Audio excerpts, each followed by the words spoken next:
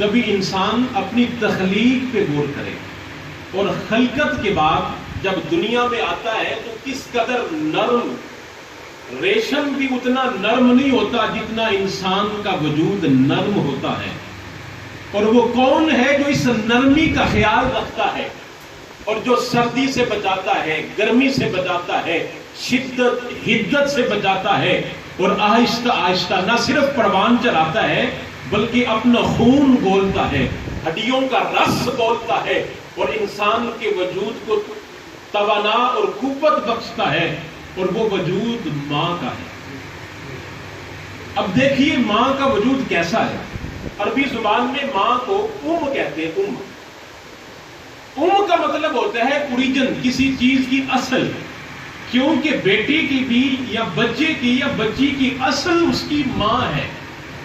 قرآن مجید قرآن رشید کا مطالعہ کریں نا تو قرآن مجید قرآن رشید میں کعبۃ اللہ کو، وہ جو کعبہ ہے جہاں پہ کعبۃ اللہ اللہ کا گھر ہے، اس اللہ نے اس جگہ کو ام القری کہا ہے. قری کا مطلب ہے بستی کی جمع ہے. شہر کہہ لیں، بستی کہہ لیں، قریہ بستی کو کہتے ہیں، قری اس کی جمع. تو ام القری کا مطلب ہے بستیوں کی ماں، بستیوں کی جڑ، بستیوں کی اصل. تو قرآن مجید نے کعبۃ اللہ کو ام القری کہا ہے. اور اس کے پیچھے بھی ایک لاجک ہے، وجہ ہے. وہ وجہ یہ ہے کہ سائنس کہتی ہے کہ جب اللہ نے کائنات کو خلق فرمایا، کائنات کو وجود بخشا، تو روئے زمین پر پانی ہی پانی تھا. اس بات کی تصدیق سائنس بھی کرتی ہے کہ روئے زمین پر پانی ہی پانی تھا. تو بطور زمین جو حصہ سب سے پہلے پانی سے نمودار ہوا، جو زمین کے طور پر ظاہر ہوا، وہ وہی جگہ ہے جہاں پہ آج کعبۃ اللہ ہے. تو زمین کی اصل بھی کعبہ ہے. زمین کی اصل کیا ہے؟ کعبہ ہے. اور ساری کائنات کعبے کے گرد گھومتی ہے. اور نہ صرف گھومتی ہے، انسان بنفس نفیس جب کعبۃ اللہ میں جاتا ہے تو اسی گھر کے گرد چکر لگاتا ہے. تو اس لیے یہ ام القری ہے کیونکہ یہ کائنات کی اصل ہے، زمین کی اصل ہے، بستیوں کی اصل ہے. اور جو اصل ہوتی ہے اسے کہتے ہیں. تو بچے کی بھی اصل ماں ہے، اسی لیے اسے کہتے ہیں. اور ماں کے ساتھ ایسے رشتے جوڑے گئے، ایسے ناطے جوڑے گئے. زندگی کی یہ دو گاڑی ہیں اور گاڑی کے یہ دو حصے ہیں، ماں اور باپ. بعض اوقات انسان ماں کا وجود اعلیٰ قرار دیتا ہے تو باپ کا وجود ذرا کم تر قرار دیتا ہے، جبکہ اسلام یہ نہیں کہتا. اسلام کہتے ہیں دونوں کے وجود اولاد کے لیے بڑے اعلیٰ ہیں، چاہے وہ ماں ہے چاہے باپ ہے. لیکن بعض اوقات کچھ احادیث ایسی ہیں کہ رسالت مآب صلی اللہ علیہ وآلہ وسلم سے پوچھا گیا، یا رسول اللہ صلی اللہ علیہ وسلم، میرے اچھے سلوک کا، حسن سلوک کا سب سے زیادہ حقدار کون ہے؟ تو اللہ کے نبی صلی اللہ علیہ وسلم نے فرمایا تیری ماں. سائل نے پھر عرض کیا، یا رسول اللہ بعد ازاں، اس کے بعد کون حقدار ہے؟ تو رسالت مآب صلی اللہ علیہ وسلم کی زبان اطہر سے پھر نکلا تیری ماں. اور پھر سوال کرنے والے نے سوال کیا، یا رسول اللہ اس کے بعد؟ تو اللہ کے نبی نے پھر فرمایا تیری ماں. اس نے پھر پوچھا، یا رسول اللہ اس کے بعد؟ تو آپ نے فرمایا تیرا باپ. یہاں سے کچھ لوگ یہ اصل لیتے ہیں کہ ماں کے 3 درجے زیادہ ہیں اور باپ کا درجہ اس کے بعد آتا ہے. ایسی حقیقت نہیں ہے، جبکہ یہ حدیث ماں کے ان احسانات کا ذکر ہے کہ جن احسانات پہ ماں تنہا ہے. کچھ وجود ماں کا ایسا ہے، کچھ قربانیاں ماں کی ایسی ہیں کہ جن میں باپ شریک نہیں ہو سکتا، اس کا شوہر شریک نہیں ہو سکتا. اس لیے اللہ کے نبی صلی اللہ علیہ وسلم نے ان احسانات کا بدلہ دینے کے لیے، کیونکہ یہ صنف نازک ہے اور صنف نازک ہونے کے باوجود یہ قربانیاں دیتی ہے. کسی نے بڑی خوبصورت بات یہاں پہ کی، اس نے کہا جب اللہ نے مرد اور عورت کو بنایا تو اللہ نے مرد کو ریشنل بنایا اور عورت کو ایموشنل بنایا. وہ کیسے؟ کہ جو مرد ہوتا ہے وہ عقل کو سامنے، ریشنل وہ ہوتا ہے جو عقل کو سامنے رکھتا ہے، جو عقل پہلے رکھتا ہے باقی جذبات بعد میں رکھتا ہے.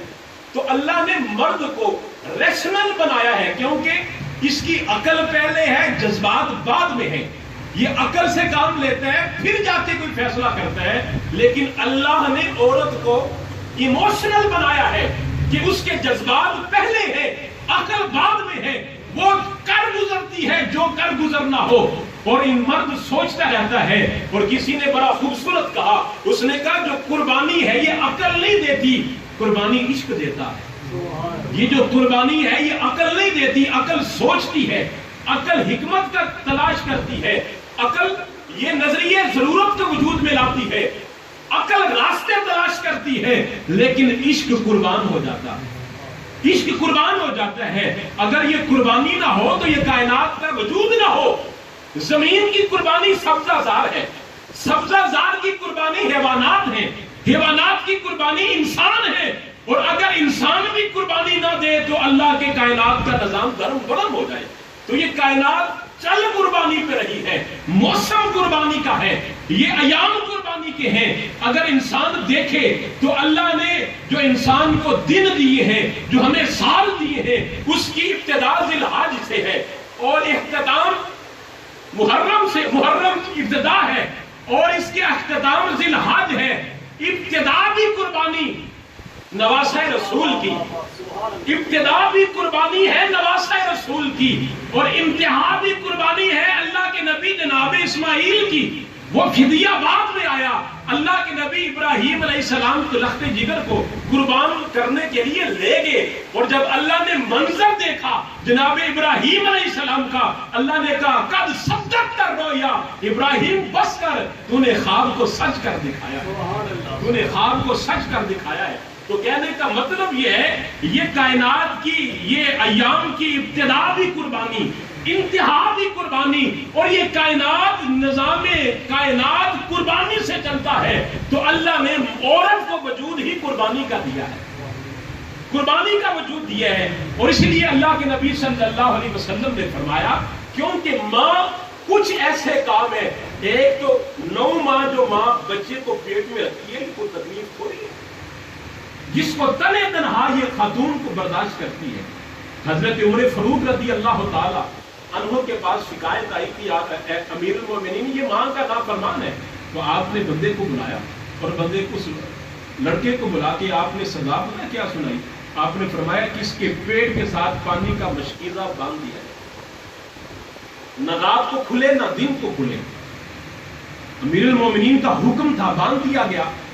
اور جب اگلا ہی دن آیا تو پلٹ کے وہ آدمی پھر حضرت عمر فاروق کے دربار پہ عرض کیا امیر المومنین مجھ سے ساری رات نہیں سویا گیا، نہ دائیں کروٹ سکون آیا، نہ بائیں کروٹ، نہ سیدھے نہ الٹے، کسی بھی پہلو میں سکون نہیں آیا. میں آپ سے آ کے التجا کرتا ہوں آپ یہ مشق، یہ پانی کا مشکیزہ کھول دیں، آئندہ کے بعد ماں کی نافرمانی نہیں کروں گا. تو حضرت امیر المومنین حضرت عمر نے کہا بس ایک رات میں تھک گیا، اس وجود کو، تیرے اس وجود کو، تیرے بوجھ کو تیری ماں تو 9 مہینے برداشت کرتی رہی، نہ دائیں کروٹ نہ بائیں کروٹ. ایک یہ پہلو ماں کا جو ممتاز ہے باپ سے. دوسرا پہلو جو پیدائش اور برتھ کا پہلو ہوتا ہے، زندگی اور موت کی کشمکش میں ہوتی ہے خاتون. اور پھر اللہ کے نبی صلی اللہ علیہ وسلم نے اسے جہاز سے بھی اعلیٰ قرار دیا اس چیز کی برداشت کو. فرمایا یہ جو مرحلہ ہوتا ہے یہ مرحلہ بڑا مشکل ترین مرحلہ ہوتا ہے. اس لیے اللہ کے نبی نے پھر دوسری بات فرمایا کہ تیری ماں تیرے حسن سلوک کی حقدار ہے. اور پھر تیسرا مرحلہ جب یہ خاتون اور ماں بچے کو وجود بخشتی ہے اور دنیا میں لانے کا باعث بنتی ہے، اور جب منصہ شہود پہ یہ اولاد آتی ہے اور پھر ماں اپنے اس جگر کے ٹوٹے کو اپنے رگوں کا خون پلاتی ہے اور پورے 2.5 سال اپنے بچے کو اپنا دودھ پلاتی ہے. تو یہ وہ 3 مراحل ہیں جن 3 مراحل میں ماں کا وجود ممتاز ہے، منفرد ہے، جس کی مثال کوئی نہیں ہے۔ اس لیے اللہ کے نبی صلی اللہ علیہ وسلم نے 3 بار سائل سے کہا کہ تیری ماں تیرے حسن سلوک کی حقدار ہے۔ ایسا نہیں ہے کہ اولاد کے لیے ماں کا درجہ زیادہ یا باپ کا درجہ زیادہ۔ ماں جنت ہے تو باپ بھی اولاد کے لیے کیا ہے؟ جنت ہے، جنت کا دروازہ ہے۔ تو میں قربان جاؤں، یہ وہ ہستیاں ہیں، یہ وہ ہستی ہیں۔ وہ حضرت مالک بن دینار اب کہتے ہیں میں حج کرنے گیا، حج کا موسم تھا، آج بھی حج کا موسم ہے۔ کہتے ہیں میں حج پہ روانہ ہوا، حج کر لیا، کعبۃ اللہ کا طواف ہو گیا، اور جب طواف ودا ہوا نا میں رات کو سویا اور التجا کرتا رہا، مالک تیرا کرم تو دیکھیں، اس بار بڑا رش رہا، اس بار بڑا ہجوم خلق رہا، تو مالک یہ تو بتا کیا سب کا حج قبول ہو گیا؟ سب کا حج قبول ہو گیا؟ تو کہتے ہیں رات کو میں سویا تو مجھے آواز میرے کانوں میں گونجی، مالک بن دینار حج سب کا قبول ہو گیا سوائے ایک بندے، باقی سب کا قبول ہے، سب کا حج قبول ہو گیا۔ تو حضرت مالک بن دینار نے کہا مالک وہ کون سا بندہ ہے لاکھوں کا تو نے قبول کر لیا صرف فرد واحد کا؟ کہا ایک ہے نام جس کا ہے محمد بن ہارون بلخی، نام ہے اس کا، بلخ کا رہنے والا ہے، اس کا حج قبول نہیں ہے، باقی سب کا قبول ہو گیا۔ حضرت مالک بن دینار بھی بہت بڑے اللہ کے ولی ہیں۔ حضرت مالک بن دینار کہتے ہیں جب صبح ہوئی نا تو میں اٹھتا اور لوگوں سے پوچھتا کہ خراسان کے لوگوں کے خیمے کدھر ہیں؟ آج نہیں ہوتا کہ یہ پاکستانیوں کے ہیں، یہ انڈین کے ہیں، یہ بنگلہ دیش، الگ الگ رہائشیں ہوتی ہیں، کہتے ہیں اس وقت بھی خیمے الگ تھے۔ میں پوچھتا جب بلخ اور خراسان کے لوگوں تک پہنچا تو میں نے کہا تم میں سے محمد بن ہارون بلخی کون ہے؟ تو لوگوں نے کہا وہ تو بڑا ہی نیک انسان ہے، وہ تو بڑا ہی نیک انسان ہے۔ میں حیران ہوا کہ ادھر سے آواز مجھے آئی کہ حج قبول نہیں ہے، اور خلق خدا لوگ کہہ رہے ہیں بڑا ہی نیک ہے۔ تو میں نے کہا وہ ہے کدھر، کس قسم کا نیک ہے؟ اس نے کہا نیک اس قسم کا ہے دن روزے سے گزارتا ہے، رات عبادت میں گزارتا ہے۔ اس قسم کا نیک ہے کہ دن روزے سے گزارتا ہے، رات شب بیداری میں گزارتا ہے، اور اس سال وہ 24واں حج کر رہا ہے۔ کہاں ملے گا؟ کہاں وہ جو پہاڑ نظر آ رہا ہے اس کی اوٹ میں ایک خیمہ جو نظر آ رہا ہے اسی کا خیمہ ہے۔ حضرت مالک بن دینار کہتے ہیں میں چلتا جب اس پہاڑ کی اوٹ میں پہنچا تو میں نے دیکھا کہ ایک بندہ ہے جو مصلے پہ بیٹھا ہے اور نماز پڑھ رہا ہے۔ جب اس نے سلام پھیری تو میں نے سلام عرض کی، میں نے کہا آپ ہی محمد بن ہارون بلخی ہیں؟ تو جواب دینے والے نے کہا ہاں میں ہی محمد بن ہارون بلخی ہوں۔ اور حضرت محمد بن ہارون بلخی نے کہا آپ مالک بن دینار؟ حضرت مالک بن دینار کہتے ہیں میں حیران رہ گیا، میں تو پتہ پوچھ کے آیا تھا کہ یہ محمد بن ہارون بلخی ہیں، اور اس نے مجھے خود کہا کہ آپ مالک بن دینار ہیں، اس کو کس نے بتایا تھا؟ میں نے کہا آپ مالک بن دینار ہیں؟ میں نے کہا ہاں میں مالک بن دینار ہوں۔ کہا خیر ہے کیسے آنا ہوا؟ کہا بس دیدار کی عادت تھی دیکھنے آ گیا ہوں۔ تو محمد بن ہارون بلخی کی آنکھوں میں آنسو آ گئے۔ کہا نہیں مالک بن دینار اصل بات بتا کس بات کے لیے آیا، اصل بات بتا کس بات کے لیے آیا ہے؟ اس نے کہا نہیں بس دیدار کے لیے۔ اس نے کہا نہیں، کیا تجھے بھی تو خواب نہیں آیا؟ کیا تجھے بھی تو خواب نہیں آیا؟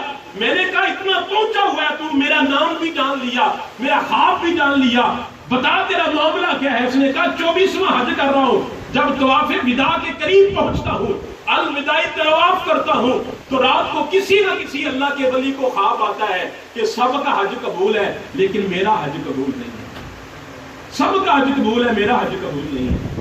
تو میں نے مالک بن دینار کہتے ہیں میں نے کہا بتا تیرا جرم کیا ہے کہ تو 24واں حج کر رہا ہے، شب زندہ دار ہے اور دن صائم بھی ہے، روزے سے گزارتا ہے، بتا تیرے غلطی اور قصور کیا ہے؟ اس نے کہا اللہ نے مال بڑا دیا تھا، عیاش تھا میں، عیاش پرست تھا میں، شراب کے نشے میں دھت رہتا۔ میری ماں تھی جو بڑی تہجد گزار، بڑی نیک خاتون تھی میری ماں۔ رمضان کا موسم تھا، عصر کا وقت ہے، میں گھر میں آیا تو میری ماں تندور پہ روٹیاں لگا رہی تھی، مجھے بھوک بہت تھی، میں نے کہا ماں جلدی سے کھانا دے دے۔ میری ماں نے کہا کچھ تو شرم کر، روزے ہیں، اگرچہ تو نے روزہ نہیں رکھا لوگوں کو تو خیال کر جنہوں نے روزہ رکھا ہے۔ کہتے بس اتنی سی بات میں برداشت نہ کر پایا، ماں کو تھپڑ دے مارا اور ماں جلتے ہوئے تندور میں گر گئی۔ کہتے ہیں پھر لوگوں نے مجھے پکڑ کے کمرے میں بند کر دیا، مجھے ہوش نہ رہی۔ صبح اس وقت ہوش آئی جب میری بیوی کپڑے سمیٹ رہی تھی۔ میں نے کہا کدھر جا رہی ہے؟ اس نے کہا میں ماں کے قاتل کے ساتھ زندگی نہیں گزار سکتی۔ اس نے کہا ماں قتل ہو گئی؟ کہا ہاں ماں قتل ہو گئی۔ کہا بتایا کیوں نہیں؟ کہا ماں کی وصیت تھی کہ میرے بیٹے کو نہ بتایا جائے۔ اسی وقت اٹھا محمد بن ہارون بلخی، اسی وقت اٹھے اور جس ہاتھ سے ماں کو پیٹا تھا وہ ہاتھ کاٹ دیا۔ مالک بن دینار کہتے ہیں میں نے دیکھا ہاتھ کٹا ہوا ہے، ہاتھ کاٹ دیا، جتنا مال تھا اللہ کی راہ میں صدقہ کر دیا۔ اس کے بعد توبہ کی اور دن روزے سے گزارنے لگے، رات شب زندہ داری میں گزارنے لگے، عبادت اور ریاضت میں گزارنے لگے۔ حضرت مالک بن دینار کہتے ہیں مجھے غصہ آیا، میں نے بھی تھپڑ دے مارا۔ میں نے کہا تیرا علاج ہے، اللہ کرے تیرا کوئی بھی عمل قبول نہ ہو۔ حضرت مالک بن دینار کہتے ہیں میں رات کو گھر آ گیا اور جب آ کے سویا نہ تو میری قسمت اور مقدر کا تارا چمکا۔ مدینے کا تاجدار میری خواب میں آیا اور مدینے کے تاجدار نے خواب میں آ کے کہا اے مالک بن دینار، میرے ایک امتی کو اللہ کی رحمت سے مایوس کر رہا ہے تو؟ میں نے کہا یا رسول اللہ اس کا جرم اتنا بڑا تھا؟ اللہ کے نبی صلی اللہ علیہ وسلم نے فرمایا ہاں مالک بن دینار جرم بڑا ہے، لیکن جس ماں کے جرم کی وجہ سے اس کا کوئی عمل قبول نہیں ہے، اللہ کل قیامت کے دن اسی ماں کی وجہ سے اس بندے کو جنت عطا فرمائے گا۔ میں عرض کی یا رسول اللہ وہ کیسے؟ میں قربان جاؤں، اللہ کے نبی نے فرمایا مالک بن دینار میرے رب کی عدالت لگی ہوگی، اللہ اس کی ماں کو بھی بلائے گا، بیٹے کو بھی بلائے گا، تو ماں سے کہے گا تیرے بیٹے نے تجھے جلا دیا؟ وہ کہے گی ہاں مالک میرے بیٹے نے مجھے جلا کے مار دیا، جس کو میں 9 مہینے پیٹ میں باندھتی رہی اس نے مجھے جلا کے مار ڈالا۔ مالک جس کو میں اپنا خون پلاتی رہی اس نے مجھے جلا کے مار ڈالا۔ تو مالک پوچھے گا بتا اس خاتون سے، بتا تیرے لیے اس کے لیے کوئی معافی ہے؟ وہ کہے گی مالک میں معاف نہیں کروں گا۔ اللہ کا حکم ہوگا بیریاں ڈال کے اسے جہنم کی طرف لے جاؤ۔ تو اللہ کے نبی نے فرمایا فرشتے بیریاں ڈال کے جہنم کی طرف لے جائیں گے تو بیٹا پلٹ کے پھر ماں کو دیکھے گا، اماں تیرے بیٹے کو جہنم میں لے کے جا رہے ہیں۔ ماں کہے گی نہیں نہیں میں تجھے معاف نہیں کروں گی۔ پھر درمیان میں پہنچے گا اور پھر پلٹ کے ماں کی طرف دیکھے گا اور کہے گا اماں دیکھ تیرے نور نظر کو، تیرے لختے جگر کو جہنم میں ڈھکیلنے کے لیے لے کے جا رہے ہیں۔ ماں کا دل پھر بھی نرم نہیں ہوگا۔ جب جہنم کے دروازے پہ فرشتے لے کے جائیں گے تو آخری بار وہ ماں سے کہے گا ماں دیکھ تیرے بیٹے کو جہنم میں جلانے کے لیے لے کے جا رہے ہیں، جہنم کی آگ میں جلانے کے لیے لے کے جا رہے ہیں۔ تو کہتے ہیں جب ماں آگ کا نام سنیں گی دل نرم ہو جائے گا، دل روئے گا اور اللہ کی رحمت کی آگے وہ ماں کہے گی مالک نانا میرے بیٹے کو جلانا نہیں، اللہ کہے گا اس نے تو تجھے جلا کے مار دیا، لیکن ماں کہے گی نانا میرے بیٹے کو جلانا نہیں۔ ادھر ماں کہے گی اے مالک میں نے معاف کیا، ادھر ماں معاف کرے گی، ادھر کائنات کا رب اسے معاف کرے گا۔ تو یہ ماں وہ مقام ہے اور ماں کی اولاد کے ساتھ اٹیچمنٹ ایسی ہے کہ جس کی کوئی مثال نہیں دی جا سکتی۔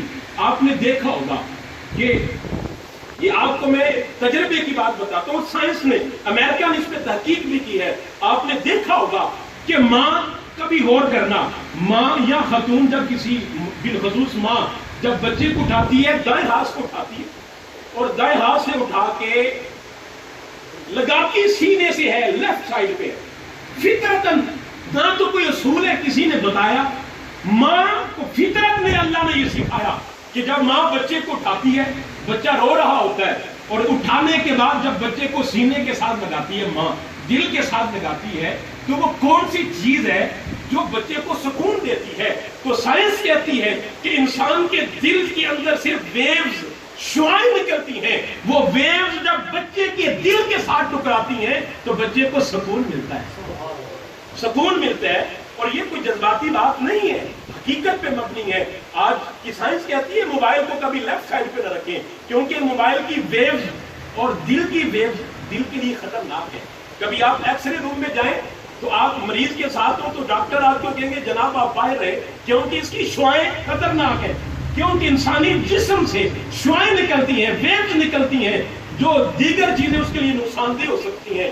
تو جو ماں کے سینے سے، ماں کے دل کے اندر سے جو ویوز نکلتی ہیں نا، وہ بچے کے ساتھ جب لگتی ہیں تو اللہ کی طرف سے اسے سکون ملتا ہے۔ اس لیے ماں کے سینے کے ساتھ لگ کے بچہ خاموش ہو جاتا ہے، سکون ملتا ہے. اور پھر جب جوں ماں بڑھتی ہے، آگے جاتی ہے، بڑھاپے کی دہلیز پہ قدم رکھتی ہے، ہوتا تو یہ ہے کہ بڑھاپے کے ساتھ انسانی جسم کمزور ہو جاتا ہے. ہوتا ہے کہ ہڈیاں کمزور ہو جاتی ہیں. اور پھر یہ بھی میں بات بتاتا ہوں آپ کو کہ یہ جو خاتون ہوتی ہے، مرد کے مقابلے میں خاتون کی ہڈیاں زیادہ جلدی کمزور ہوتی ہیں. اور جیسے ہی ہڈیاں کمزور ہوتی ہیں انسانی جسم کمزور ہوتا ہے، لیکن جو ماں کے دل کی جو شعائیں ہیں نا، جو ویوز جن کی میں بات کر رہا ہوں، یہ کمزور نہیں ہوتی، وقت کے گزرنے کے ساتھ یہ مضبوط ہوتی ہے. اور آپ تجربہ کر کے دیکھ لینا، یا کبھی ماں سے پوچھ لینا، یا کبھی کسی بری خاتون سے پوچھ لینا، ہم نے دیکھا ہے، ہم نے آزمایا ہے اور بہت بار آزمایا ہے کہ آپ دیکھ لینا کہ ہوتا جو ہے، اللہ نہ کرے کسی کا بیٹا پردیس میں ہو اور ماں گھر میں ہو، تو کبھی کوئی انہونی بیٹے کے ساتھ ہونی ہونا تو ماں پہلے بتا دیتی ہے کہ آج میرے سینے پہ دل پہ بڑی کھچ پڑ رہی تھی. کہتی ہے کہ نہیں کہتی؟ مجھے بتاؤ. آج دل میرا بڑا گھبرا رہا تھا. کون سی چیز؟ نہ تو بیٹے نے ٹیلی فون کر کے پریشانی کو بتایا، نہ تو لگتے جگر نے کسی ذریعے سے ماں کو بتایا، لیکن ماں کے اندر وہ کون سا جذبہ تھا جس نے ماں کو بتایا کہ بیٹا مشکل میں ہے. یہی وہ شعائیں ہیں جو وقت گزرنے کے ساتھ اللہ جنہیں توانائی عطا فرماتا ہے، جنہیں قوت عطا فرماتا ہے، اور انسانی جسم کمزور ہوتا جاتا ہے. اور وہ کمزور کیوں ہوتا ہے؟ اس لیے کمزور ہوتا ہے کہ انسان جب خاتون بچے کو 9 مہینے پیٹ میں رکھتی ہے، اور اللہ نے کا نظام ہے کہ اولاد کو خوراک ماں کے پیٹ سے ملتی ہے، اور جو ماں خوراک لیتی ہے اسی خوراک کا کچھ حصہ بیٹے کی یا بچے کی خوراک بنتی ہے، بیبی کی خوراک بنتی ہے. اور بعض اوقات ایسا بھی ہوتا ہے، گھروں کے حالات ایسے ہوتے ہیں، حالات اور معاملات ایسے ہوتے ہیں، ماں وقت پہ کھانا نہیں کھاتی یا ملتا نہیں ہے، یا حالات کچھ ایسے تقاضا کرتے ہیں. اور لیکن جب ماں کسی بھی وقت کھانا نہیں نہ کھاتی تو بیٹے کو تو کھانا چاہیے نا. جب ماں کھاتی نہیں تو پھر وہ بچہ کہاں سے لیتا ہے؟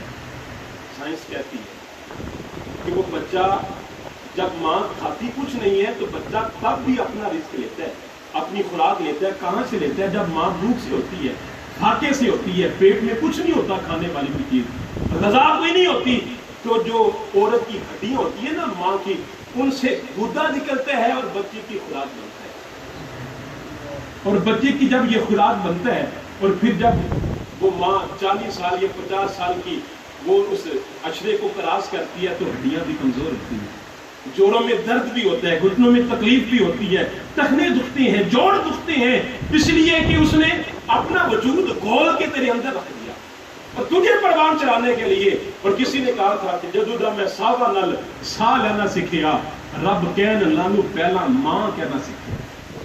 انسان کا بھی دیکھیں کہ انسان کی زبان پہ جو سب سے پہلے رب نام جاری کرتا ہے، میرا رب، وہ نام کیا ہے؟ ماں ہے. اللہ نہیں بچہ کہتا، بچہ پہلے ماں کہتا ہے. جس مرضی زبان میں وہ جی رہا ہو، جس مرضی ماحول میں جی رہا ہو، اس کی زبان پہ پہلا نام ماں کا جاری ہوتا ہے. جدودا میں ساوا نل سا لینا سکھیا، رب کہن لانو پہلا ماں کہنا سکھیا. گل نہیں آندی سی، منہ کھولنا نہیں آندا سی، ادو کیا ماں جدو بولنا